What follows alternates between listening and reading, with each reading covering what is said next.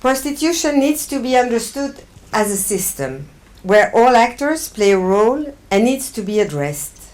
The demand fuels the supply. Pimps and trafficking exploit the vulnerability of women and girls in our society, where equality, I don't have to remind you, is still not a reality. And society itself also plays a role, depending on our attitude towards prostitution, whether we support or not the system of prostitution. And pretending that it's the oldest profession in the world, being indifferent is a way to support the system. Everybody can be held responsible of this perversive violation of women's rights. So since 2010, the EWL has been developing a European campaign together for Europe free of prostitution with its members at national level, with the aim to open the debate at European level and promote the abolition of the system of prostitution as a progressive and egalitarian policy project. For us, I have to say, the Swedish model is the right example of a public policy making the links between prostitution and gender equality.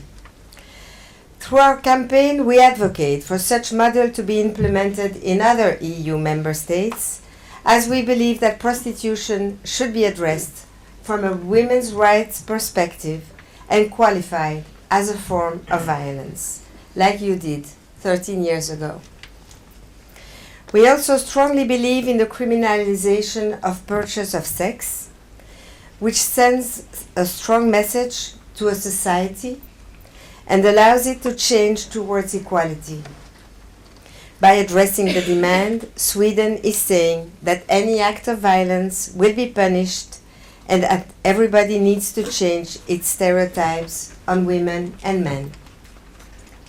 So last December we organized a European conference, some of you were there, in the European Parliament, with which for the first time compared the Swedish model with the Dutch model on prostitution. And your Chancellor of Justice, Mrs. Schacht, presented the Swedish model. On the same day, 200 women's rights organizations from all over Europe unveiled the Brussels Call, which calls for abolitionist policies on prostitution.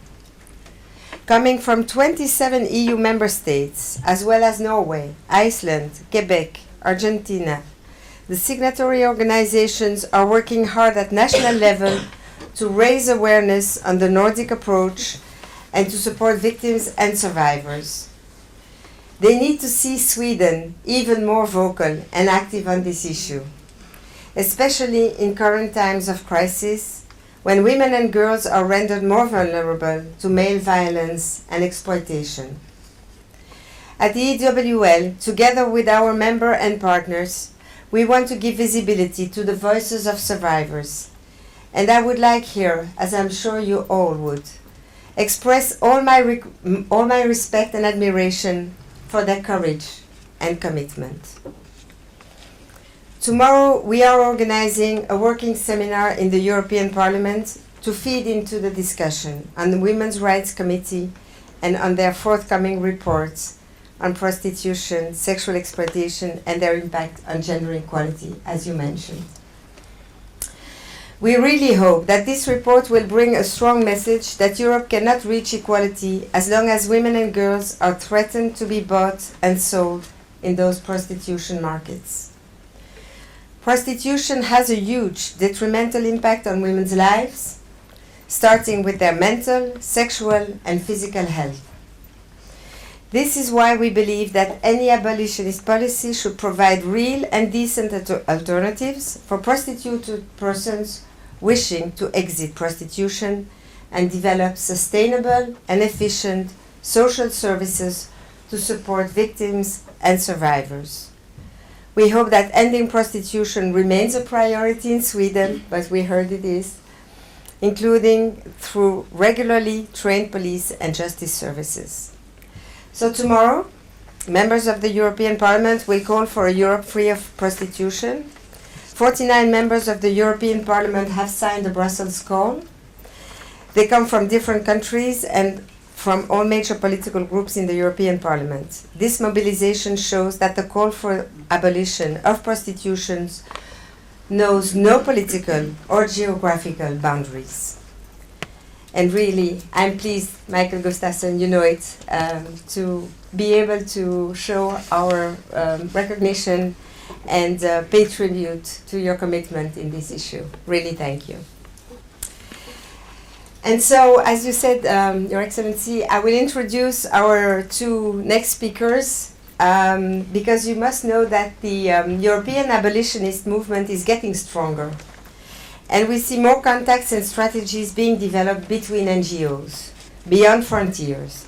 And so today, a new network is born, gathering frontline NGOs specializing on the issue of prostitution and advocating for the Swedish model. I'm really pleased that this network, CAPA International, can become public in this house. It's very symbolic. And so we will first give the floor to Sarah Benson from CAP International, and then we'll give the floor to Rachel Moran. And as I said before, the commitment of survivors is something we need to pay tribute to.